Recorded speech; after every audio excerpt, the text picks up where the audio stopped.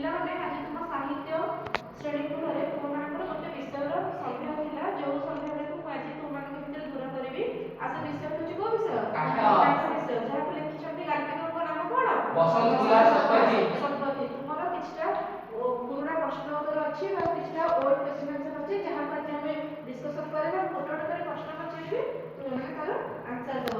ମତେ ପ୍ରଥମେ କୁହ, ଚିରା କାଠ କିଣିବା ଅପେକ୍ଷା ଗୋଦାମରୁ କେଉଁ କାଠ କିଣିବା ଲାଭଜନକ ହେବ ବୋଲି ଲେଖକ ନିଷ୍ପତ୍ତି ନେଇଥିଲେ? ନା, ଚିରା କାଠ କିଣିବା ଅପେକ୍ଷା ଗୋଦାମରୁ କେଉଁ କାଠ କିଣିବା ଲାଭଜନକ ହେବ ବୋଲି ଲେଖକ ନିଷ୍ପତ୍ତି ନେଲେ? ବିରଜା, ତମେ କୁହ। ଚିରା କାଠ ଅପେକ୍ଷା ଗୋଦାମରୁ ମୁଣ୍ଡା କାଠ କିଣିବା ଲାଭଜନକ ହେବ ବୋଲି ଲେଖକ ନିଷ୍ପତ୍ତି ନେଇଥିଲେ। ତାହେଲେ କେଉଁ କାଠ କିଣିଲେ ବେଶୀ ଲାଭଜନକ ହେବ? ମୁଣ୍ଡା କାଠ କିଣିଲେ ବେଶୀ ଲାଭଜନକ ହେବ। କେଉଁ କାଠ ଗୋଦାମରୁ କାଠ ଅଣାଯାଇଥିଲା? ଅର୍ଜୁନ, ତମେ କୁହ। Very good. କେଉଁ କାଠ ଗୋଦାମରୁ? ଭାରତ କାଠ ଗୋଦାମରୁ କିଣା ଯାଇଥିବା କାଠର ନାମ କଣ? ତମେ କୁହ। କେଉଁ କାଠ? ଧ କାଠ। Very good. କେଉଁ କାଠ? ଧ କାଠ। ଅସ, ଲେଖକ କେଉଁ ରାଜ୍ୟର ଲୋକ ବୋଲି କହିଛନ୍ତି? ବିରଜା,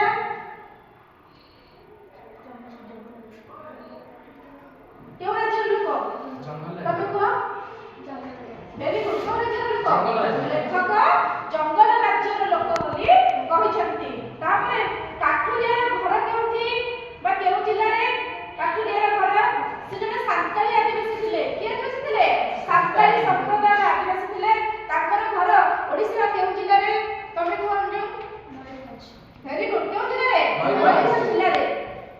ବସିଯାଅ। କାଠୁରିଆର ଛୁଆମାନେ ପାଠ ନ ପଢିଲେ କଣ କରିବେ?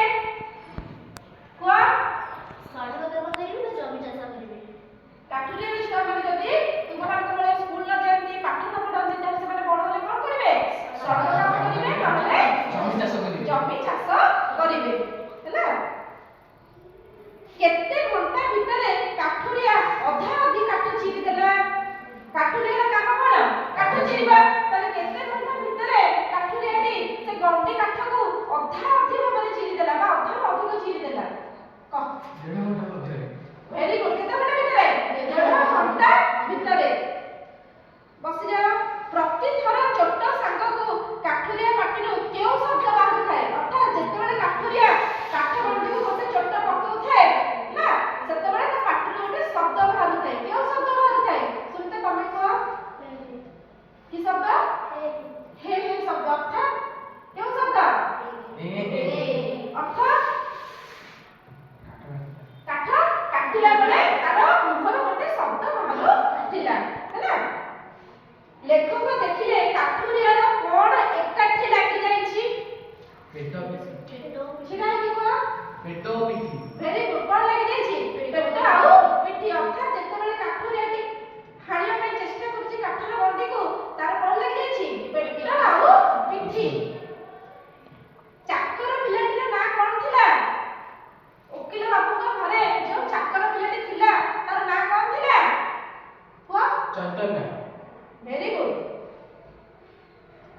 ଆଚ୍ଛା, ତାଙ୍କ ଘରେ ଜଣେ କୁକୁର ଥିଲା। ସେ କୁକୁରଟିର ନାଁ କଣ ଜାଣିଛ? କଣ ଅଞ୍ଜୁ? ମୋତି। ବସ। ଲେଖକଙ୍କ କେଉଁ ପଦିଏ କଥାରେ କାଠୁରିଆ ଲାଲ ଲାଲ? ଆଜି ତୁମ ଦଶମ ସାହିତ୍ୟ ଶ୍ରେଣୀ ଗୃହରେ ତୁମମାନଙ୍କର ତୁମ ସାହିତ୍ୟ ବହିରୁ କିଛି ଗୋଟେ ଡାଉଟ୍ ଥିଲା ନା? ତମ ବିଷୟଟାର ନାଁ ହେଉଛି କୋଉ ବିଷୟ? କାଠ ବିଷୟ। ସେଥିର କାଟେ ମାନେ ଆସିବ। ପିଲାମାନେ, ତୁମମାନଙ୍କର ସାହିତ୍ୟ ବହିର ଦଶମ ଶ୍ରେଣୀ ସାହିତ୍ୟ ବହିର ଗୋଟେ ଗଳ୍ପ ଅଛି, ଯାହାର ନାଁ ହେଉଛି କାଠ।